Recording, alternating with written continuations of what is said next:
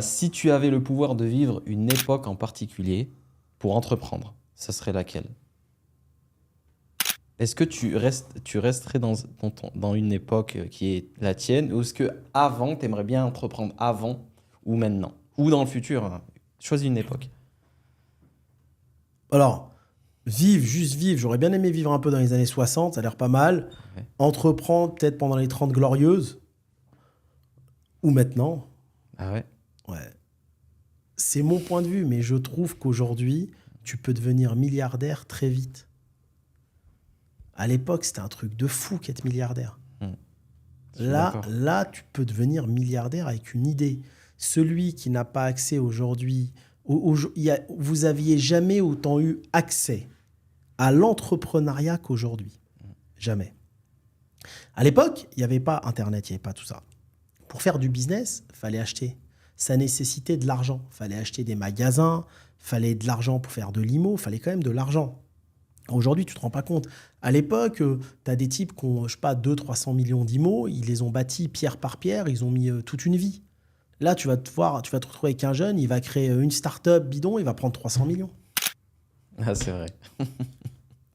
C'est vrai, donc c'est vrai qu'aujourd'hui, les gens peuvent devenir beaucoup plus... Beaucoup plus ouais. riche, beaucoup plus rapidement parce que vous avez un rapport au temps.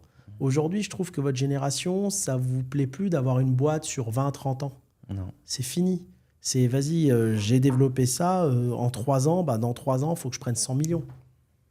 Mais c'est tout à votre honneur, c'est bien. Ça va vous permettre, si tu veux, de vivre plusieurs vies en une vie, en vrai.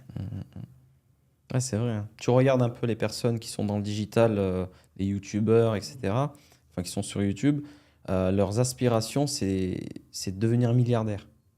Ouais, c'est Tu vois? possible. Ouais, ouais. Je pense qu'on n'a jamais été dans une ère où on peut devenir milliardaire aussi rapidement.